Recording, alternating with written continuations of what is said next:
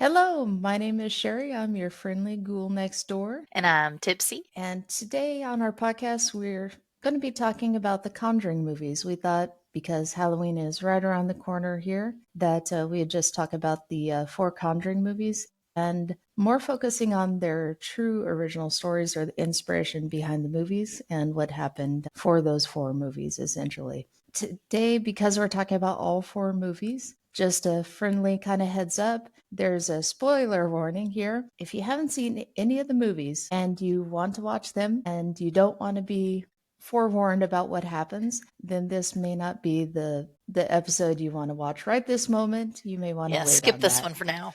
Yeah, and also some of the things that happened to them, just a little bit of a kind of a trigger warning here.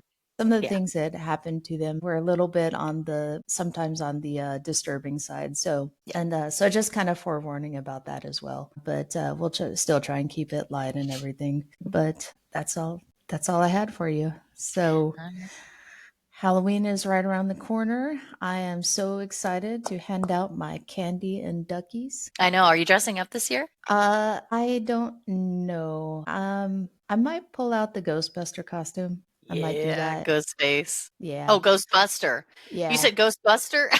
Yeah, I didn't know you had a Ghostbuster. Ghostbuster outfit. Yeah. My Um, gosh. or if I don't know, it's going to be kind of cold here, so I think it's going to be like 50, Yeah. 55.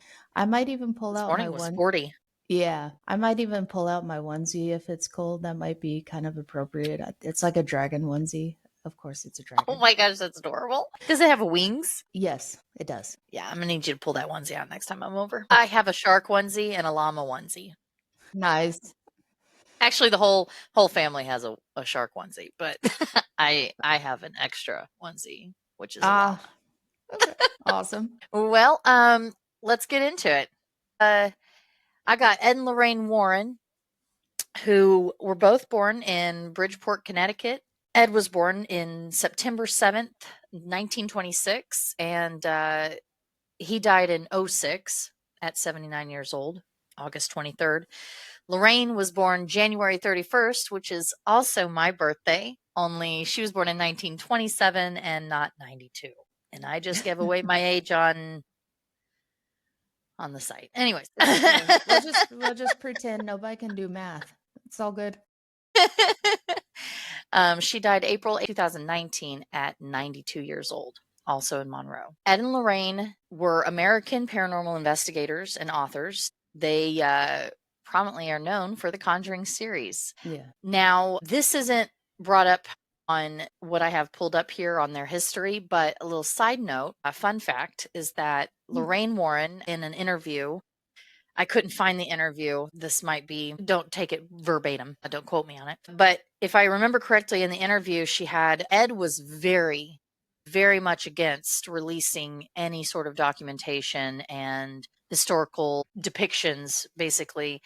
He was very against doing that for Hollywood and doing Oh. movies and things like that. He felt that if Hollywood got a hold of it, it would just turn into a very big skeptical joke. And uh, I mean, everybody's Yeah. going to have their own opinion. That's just going to come with it. But after he passed away, she gave the rights to James Wan, Oh, okay. which is why he's been the main director on most of these, on most of the films. So they started very young. Ed was a self-proclaimed demonologist, which, as many of you probably already know, is the study of demons within religious belief. His, Right. obviously, in more of the Christianity section. Anywhere from Old and New Testament demons to the early Christian philosophers, hermits, and legends incorporated with other beliefs. But there are some that suggest that the origins of early Greek Old Testament demonology can be traced to two distinctive and often competing mythologies of evil: Adamic. I'm not sure if that's the correct pronunciation. We'll go with it. Adamic, Enochic. The first tradition ties to demons to the fall of man caused by the serpent, beguiled by Adam and Eve in the garden. Enochic tradition comes from the Book of Enoch in the Apocrypha that ties demons to the fall of angels. during the antediluvian period. Basically, fallen watchers led by Azazel. They Okay. are, yeah, so Azazel and Satan are not one and the same, but basically co-conspirators uh, in the Christianity portion. Now, Lorraine she had a lot of spooky things happen to her growing up, and she Okay. became very open to the idea of meditating on it. She was raised that both Ed and Lorraine were raised Irish Catholic. And so, Makes sense. yeah, it was along those lines that she realized in her early years, probably after maybe I think 13, 14, 15, I think is what I read, was that was when she started to do trance mediumship. Now, being a Oh, trance medium, a light trance medium or clairvoyant, the clairvoyants, obviously, it's more on empathy and the aura or feeling or vibe that you get when you enter a room and stuff, that kind of clairvoyancy. I get it. Whereas the trance mediumship is more of sitting and meditating and in a vision coming to you, basically. I gotcha. So yeah, that started trance mediumship was real big actually in the 1860s and 70s. Um, and there's been several very popular female trans mediums throughout the history, like Lenora Piper was one famous one in the history of spiritualism. Let's see, there's one other over here. Let's see, a Mrs. Cecil M. Cook of the Chicago Memorial Center. Sorry, lapse in my eyes. They would write down the medium's words and things like that. And so they would do shorthand responses, kind of like what you've seen. If anybody's seen Insidious, it's kind of like that would be one of the more trance mediumship. That's the best picture I can give you is when in Insidious they're sitting there with the little boy and the lady has the mask on her face and the guy is writing in shorthand what she's saying because Okay. she's whispering it so low. I gotcha. And so yeah, it's similar to that sort of stance. And then of course, Lorraine, she was more, she could walk into a place and kind of feel around and get an idea of everything. So, which leads us to our first movie, The Conjuring. The Perron family haunting happened in, let's see here, Rhode Island in a farmhouse with their 5 daughters. They experienced odd things happening, noises, and smelling strong odors, much like sulfur I gotcha. or rotten meat. That was a big one, was rotten meat throughout that period. The Warrens heard about what was going on through other researchers, and they went to the home and conducted a seance. Now, in the film, it's portrayed more like an exorcism, but in real life, they actually did more of a seance where everybody was gathered in the living room and they proceeded to try and contact and then drive out the spirits. Okay. Let's see. The real Andrea, which is the oldest daughter of the Perron family, she told USA Today in 2013 what she witnessed during that seance. She said, "My mother began to speak in a language not of this world, in a voice not her own. Her Oh, chair levitated and she was thrown across the room." They moved down to that house in 1980, so they only lived in it for about 9 years. They moved in 1971 okay. and they moved out in 80. Did they move out Um, because of the events, yeah. essentially? After Okay. so the things didn't start happening until I think she had mentioned it was about 4 or 5 years into the house, being in Okay. the house, living in the house. Then things started to escalate, and that's when Ed and Lorraine showed up, and they stayed in the house for probably 2 or 3 years after the fact, and then left. So yeah, Gotcha. so that about 9 years. So however you want to put that in time frame, I don't have the exact one up here. I just got the synopsis. That's okay. But I think the more interesting one is actually the Enfield Poltergeist family, which comes to Conjuring number two. The Enfield Poltergeist is one of the most famous cases of supernatural activity from London ever recorded from 1977 to 1979, primarily involving the Wow. Hodgson family. Okay. Sorry, yeah. The haunting began in 77 in August, where a single mother, Peggy Hodgson, lived with her 4 kids, Janet, Margaret, and 2 younger sons. Janet and Margaret were 11 and 13. The disturbances started with minor noises, but escalated into more alarming events, including furniture moving, loud knocking sounds, and claims of levitation. That's kind There of were common. Yeah, between. yeah, the levitating and stuff with, and I am, I for one, I do believe in demons. I do believe in spirits. I heavily think that there are some people that it's not a disease, it's a real spiritual warfare. And levitating is one of the more, yeah, I would definitely say that was more of a demonic thing in my own personal opinion. The thing that makes this poltergeist, this supernatural activity so crazy wild is that there was over 30 accounts of witnesses. Wow, More a than 30 lot of. witnesses came forward saying that they had claimed and to see things outside, inside the house wildly. Like it was just a wild thing to probably definitely to witness. There was various phenomenon, objects flying through the air, children levitating, a heavy chest of drawers sliding across the floor.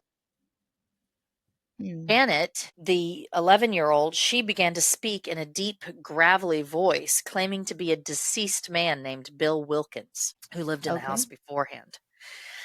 Okay. Yeah, he was an entity there, but I think he was I believe it was a demon that had just taken the persona. The case attracted significant media attention, of course, and investigated by members of the Society for Psychical no, not psychical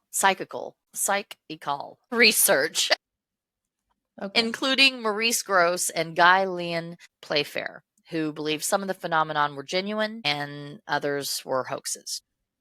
I gotcha. Ed and Lorraine, they did show up to the site, but during that time, England still had a really big prejudice against Americans. Oh, So okay. they weren't really welcomed. They were not welcomed with open arms anyhow. But they did go and they did try to make heads and tails of it. But yeah, in the end they got bits and pieces, and I think they may have even witnessed something as well. They may have been part of the witness list. Mm, But I would hope yeah, it was so. definitely Only spooky for a because, little suburban area. yeah, like if they were there for any length of time with that many witnesses, I expect they saw something at some point. Oh yeah. I mean the it was mostly the sounds like knocking and things like that that really I think most people complained about. Here's the claims. Oh, here's a list of claims. Chairs would wobble and slide Okay. but not fall over unless they were overturned. They would be thrown up in the air and overturned. It was over a period of 18 months, more than 30 people, including the Hodgson's neighbors. Paranormal investigators and journalists said they saw various heavy furniture moving on its own accord and objects being thrown across. The sisters seeming to levitate several feet off the ground and recorded knocking noises and gruff voices. It was covered in the Daily Mirror newspaper until reports finally came to an end 2 years later in 79. I So, gotcha. yeah, that was Do you know? for a whole neighborhood to be spooked out by one house, that says a lot. Yeah. Do you know if after they moved out, like if anybody else moved in and the activity, resumed, or did you find any of that? So the Society for the Psychical Research, they reported curious whistling and barking noises. That's all I've got for 78. There's nothing after 79. So I don't know if anybody moved into the house. I'm sure it probably did. They probably did. But Okay. yeah, the BBC, they did a controversial mockumentary titled Ghost Watch and based it on the poltergeist. Oh, okay. '07 In March of '07, Channel 4 aired a documentary about the poltergeist. Yeah, they had a lot of interviews, and of course, the movie too, The Conjuring 2 was done. Yeah. Enfield Haunting is a 2023 play that they've created out of this, I guess. So they've even made a movie play or a stage play. That would be interesting. Right? That'd be interesting to see how they got that to go down. Yeah. One of the first debuted Hauntings episode on the BBC Hauntings was The Poltergeist. That was the first one listed. But yeah, nothing on. Let me see if I can. I'll do a little quick Google search real quick. Okay. So you don't, yeah. So we'll see. Just, I'd probably say, yeah, see what you can find out. Yep, it is currently being lived in. Okay. According to Yahoo Mail or Yahoo Entertainment, the Enfield Poltergeist was there. Oh, also, by the way, the family of 4 in the Enfield Poltergeist, a Reading. single mother. Okay, yeah, sorry, I was reading. I was just making sure I was getting this right before I speak on it. So currently, who lives there now, which is kind of eerie all in of itself, is another single mother of 4. I was making sure I read that right. Interesting. But she is from Lagos, Nigeria. Lagos, Nigeria. So yeah, she is currently living in the house now. Okay. Yeah, I noticed when And I. she says that she gets a lot of people popping up and knocking on the door, especially Oh, people from China. okay. She said the outlet reported that the house is a popular tourist spot. People from China and other countries who just turn up and bang on the front door. Oh my goodness, that would be so annoying. Can you imagine just trying to live your life? Knock, knock, knock. Bless her Oh, heart. it's another one. No, you can't Right? come Like, in. yeah, it's not No, you somebody you're can't. actually expecting. Yeah. No, you can't film on my property. Please go away. Oh my gosh, yeah, and especially being a mother of 4, Yeah. that'd be scary. Yeah, potentially. Um, Yeah. but Okay. so that's pretty well what I've got. Okay. Do you have any questions or anything No, about the first movie or second? no, I've pretty much asked the questions I thought of at the time. So All right. that's cool. Well, she's So, all yours. all right. So now I'm going to talk about The Conjuring 3. So The Conjuring 3 kind of went away from the hauntings and went in a different direction. So The Conjuring 3 origin was actually about the first legal case in American history where someone officially claimed innocence due to demonic possession. So once again, the Warrens were involved in investigating this case, and it was about the trial of Arne Johnson, also known as the Devil Made Me Do It case. So it took place in the fall of 1981. It was after the murder of Johnson's landlord, Ellen Bono. So basically, what happened was Johnson and his lawyer had attempted to submit a plea of not guilty by virtue of possession, but the defense was thrown out by the judge as no such defense could ever exist in a court of law. Obviously, a skeptic. But Right. prior to the murder, Johnson's girlfriend, Debbie Glatzel's little brother David, claimed he was possessed by 42 demons.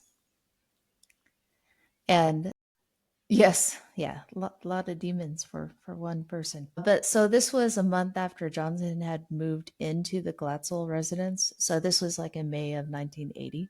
And Debbie believed that he could help her. Basically, Debbie believed he could help her brother out of his unusual behavior. So basically, she moved in with essentially Arne Johnson. So David claimed a man with big black eyes, a thin face with animal features, and jagged teeth, pointed ears, horns, and hoofs approached him in a dream. So the creature warned David to beware. So what happened was David began waking up with unexplained scratches and bruises on his skin, and odd noises were heard in the attic, but no one could explain any of the events. So, alarmed, Glatzel's parents then sought help from the Catholic Church. So a priest came to bless the house, but David's dreams only got worse, and the noises in the attic became louder and more frequent. He even began to hiss at his family and speak in multiple voices. Someone had to stay with him every night as he would awaken every 30 minutes, sometimes due to seizures. So, out of ideas, the Glatzels actually turned to Ed and Lorraine Warren. And Lorraine claimed, saw a black misty form next to him, which told me we were dealing with something of a negative nature. So soon the child was complaining that invisible hands were choking him and there were red marks on him. So the Warrens, along with 4 priests, performed 4 minor rites of exorcism on David. And during one of the exorcisms, Johnson allegedly challenged the demon to enter him instead, basically just trying to Right. save the Getting to boy. leave the boy at all Right. costs. Yeah. And so after this, David was seemingly back to normal. Now he only had trouble sleeping, basically, at this point. But Johnson began to change. So prior to the possession of Johnson, he was a good guy. Now he would go into trances where he claimed to see the same man David saw, but he never remembered saying this, and he got into trouble with the police. So I guess maybe he was doing some erratic behavior out in public. And so on February 16th of 1981, Johnson went out to a bar with Debbie, David, their cousin, his sister, and his landlord, Alan Bono. So allegedly, both men had too much to drink and they had an argument. And so during the argument, Johnson began to hiss and growl. So after Bono grabbed his cousin, basically, Johnson pulled out a pocket knife and stabbed Bono, stabbed Bono more than 20 times before fleeing the scene. Oh my And he gosh. was found 2 miles, yes, yeah. He was found 2 miles from the crime scene and was arrested for murder, and was held at bail for 125,000. And the day after the murder, Lorraine told police that Johnson was innocent, that he was possessed at the time. So the trial began on October 28th, and Johnson pled not guilty due to being possessed. Because the judge denied the defense, he instead pled he acted in self defense. So on November 24th, the jury found Johnson guilty of manslaughter in the first degree, and he got 10 to 20 years in prison. But he only served 5 before being released due to good behavior. So Johnson and Debbie were married after his release, and they're actually still married to this day. And it's unknown if or when Johnson stopped showing any kind of signs or claiming to be possessed. So there isn't really anything after that, if he continued to have any kind of instances. But the case was widely publicized during the trial and after the ruling. So there were actually 2 books wrote on it, one TV show episode, and of course the movie. So there was definitely a lot of media about this one as well. And so when I was looking into it, I was trying to see what was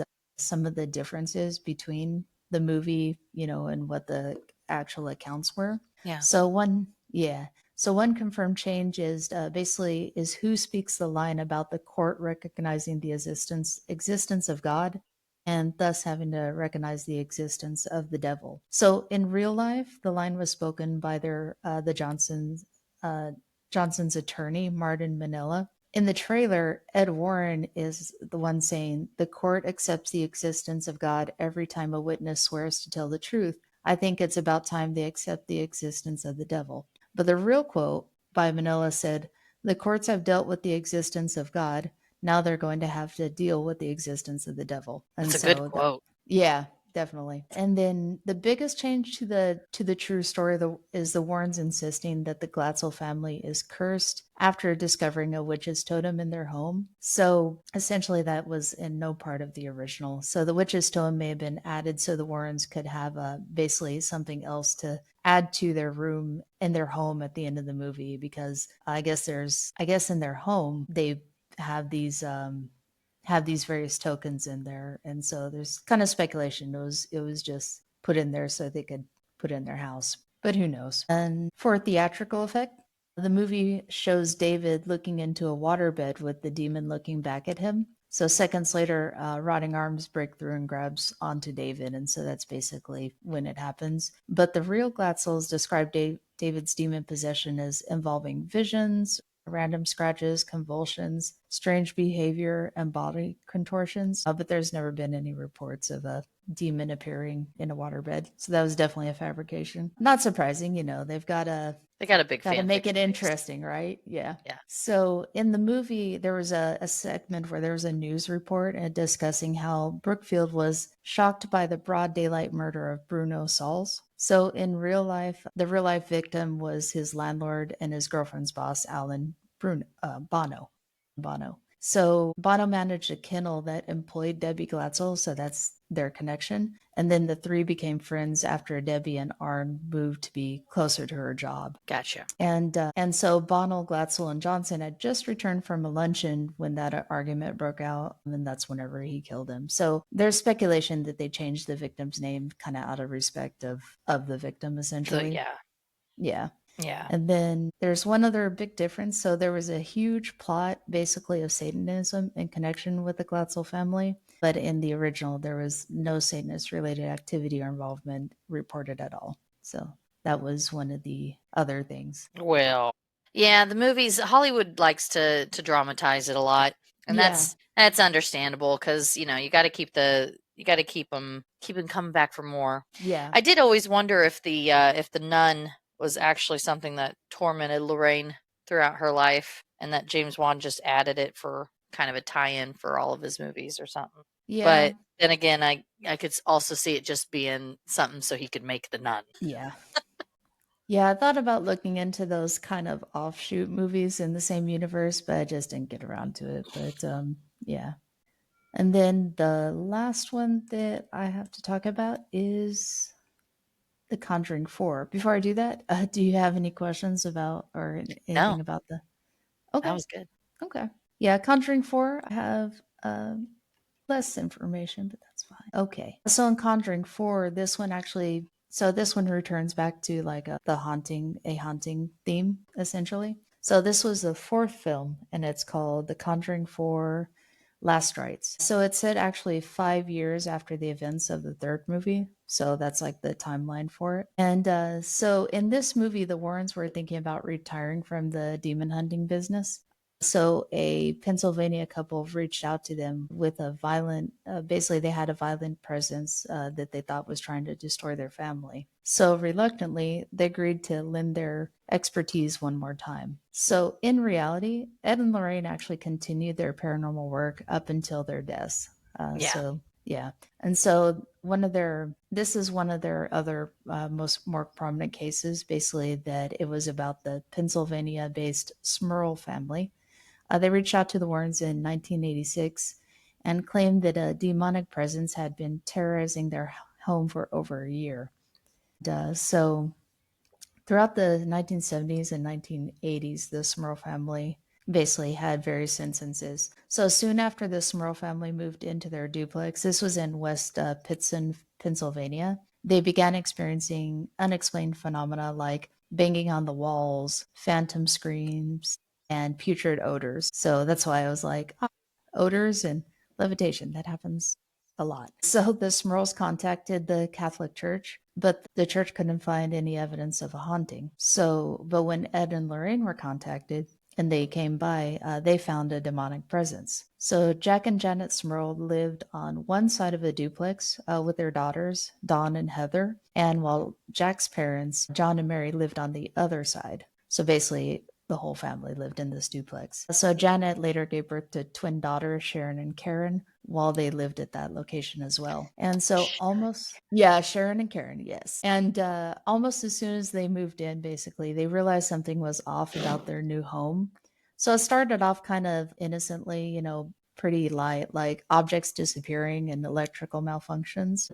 Things took a turn when they were awakened in the middle of the night to like the sounds of banging on the walls and the ceiling. And during the day, they began to notice a foul stench throughout both sides of the duplex. So again, with the smells, similar to the first one there, it smelled like a combination of sulfur and rotting flesh. And there were also sounds of pig grunting. So eventually, black mist began to appear in the hallways, and these mists, they would sometimes transform into shadowy figures, kind of coalesce and become shadowy figures. And years later, during an interview, Janet Smurl told a reporter, "Some people say they don't know if there's a heaven or a hell. Well, in this house, we know heaven and hell exists because we've seen both sides. But due to financial constraints, they couldn't just move out." So, as the years went on and the entity haunting the Smurls grew stronger, it began to actually physically attack them. So one of the Smurl's daughters was pushed down the stairs. Their 75-pound German Shepherd levitated in the air and was thrown against a wall.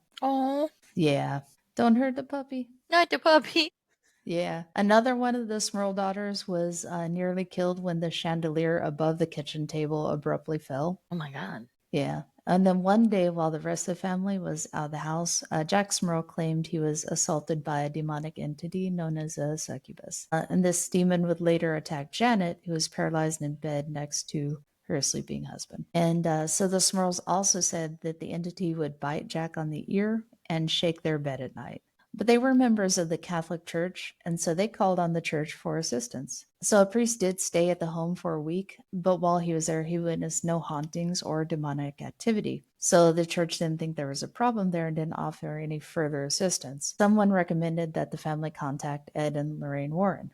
And so they did. So Ed began the investigation by using religious provocation to attract the spirit. And according to Ed, he said, "I did not have to wait moments when the very thing I felt was a drop in temperature of at least 30 some degrees. Then a dark mass formed about 3 feet in front of me. There was a sound in back of me, and I could hear a rattling sound." So the Warrens later found the words "Get out" written on a mirror they believed was a message to them from the demon. So they spent months investigating the house, and they determined that four entities were haunting the Smurls. So two were female spirits, and one was a male spirit who died in the home or on the property, and the fourth entity was a demonic spirit who forced the human entities to do its bidding, basically. That's what they said. It would just kind of direct them. And so the Warrens did find a cause for why this demon targeted the Smurls, they said. According to Ed, the family was among the chosen, meaning people who were picked by demons to haunt and terrorize. And so, in addition to the priest who stayed with the Smurls, and that they couldn't find any signs of demonic possession, the Catholic Church actually insisted it never authorized any exorcisms. So Janet Smurl actually countered that by saying that a priest had been sent by the Vatican to perform multiple exorcisms on the house. So there's like a little bit of unreliable testimony going on there. Right. Yeah. And neighbors also questions the Smurl story, and they were agitated by the camera crews who were constantly outside the home. Some people even began throwing bricks at the house to try to scare the Smurls away. There was Aw. definitely, yeah. So there was definitely a lot of skepticism in their haunting. Most people didn't believe the Smurls and felt they made up the story to make money. And with Ed and Lorraine's involvement, it did get them that notoriety. Because up until then, it was just the Yeah, they neighbors. were they were pretty famous back in the day. Yeah. So the Smurls were finally able to move out of their home following the Warrens' investigation. Shortly after moving to their new home, the hauntings they had experienced in Chase Street began again. So after seeing a black mass in their new home, the Smurls called on the Catholic Church to perform a final exorcism, which they did come out and do. And it proved to be successful, they said. So in 2017, Jack Smurl died at 75. Janet Smurl and her daughters are still living and reside in the West Pittston area. And according to them, they have experienced no hauntings or demonic activity since that final exorcism. And so that's kind of how their story ended. But there was definitely a few differences for sure in the movie. So the director actually consulted with the four Smurl sisters for the Last Rites, Oh, nice. and so they actually spoke with them. And one of the big things in the movie is there was a mirror involved, basically. So in Conjuring 4, Ed and Lorraine investigate strange goings on in an antique store. And Lorraine is pregnant in this, and she touches a mirror that sends her into early labor. But the Oh, shit. Conjuring, yeah.